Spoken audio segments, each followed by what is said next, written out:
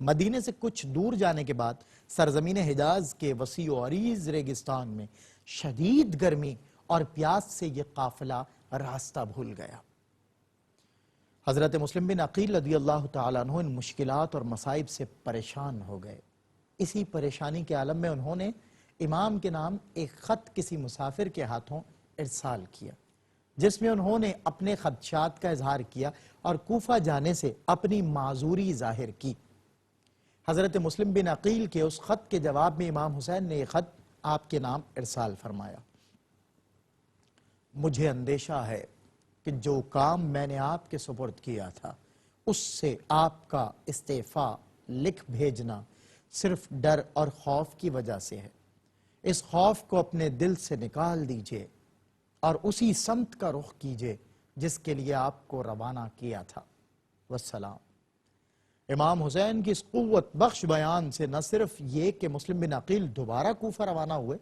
نیز آپ کے جواب خط سے یہ بات بھی واضح ہو گئی کہ کوئی بھی ایسی شخصیت جو اسلامی معاشرے میں بنیادی اصلاح اور تبدیلی کی خواہش مند ہو، اس کے لیے ضروری ہے کہ نہ صرف وہ خود کسی خوف و ہراس سے دوچار نہ ہو، بلکہ اس کے ہمراہی بھی اتنے ہی بلند ہمت اور شجاع ہوں۔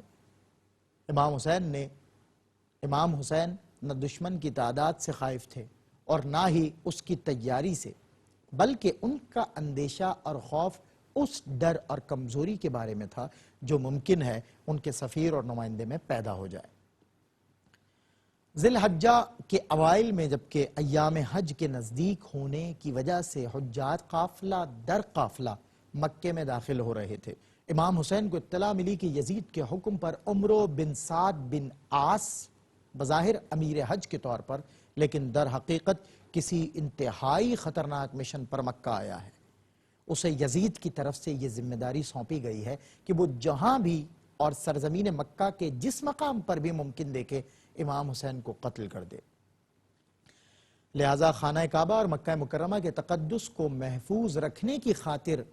امام نے مراسم حج میں شرکت کیے بغیر حج کے احرام کو عمرے سے تبدیل کر کے 8 ذی الحجہ بروز منگل مکہ سے عراق کی جانب روانگی کا فیصلہ کر لیا۔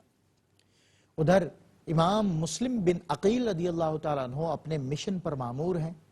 جب امام حسین رضی اللہ تعالیٰ عنہ نے عراق روانگی کا اعلان کیا تو کچھ دوستوں نے امام کو عراق نہ جانے کا مشورہ دیا،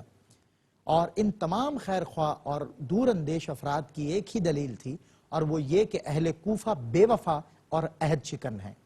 وہ سب لوگ ایک ہی بات کہہ رہے تھے کہ اہل کوفہ استقبال تو نہایت گرم جوشی سے کرتے ہیں لیکن اس کے بعد انتہائی بے رخی سے منہ پھیر لیتے ہیں۔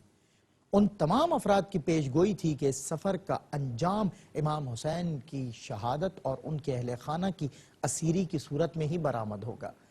البتہ حقیقت یہ ہے کہ ان حضرات کی پیش گوئی اگرچہ صحیح تھی لیکن وہ سب مسئلے کے صرف ایک ہی رخ کو دیکھ رہے تھے۔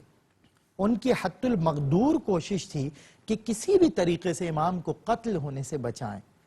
کیونکہ ان کی اور ہر مسلمان کی رائے میں امام حسین رضی اللہ تعالیٰ عنہ کی شہادت اسلام اور مسلمانوں کی شکست کے مترادف تھی،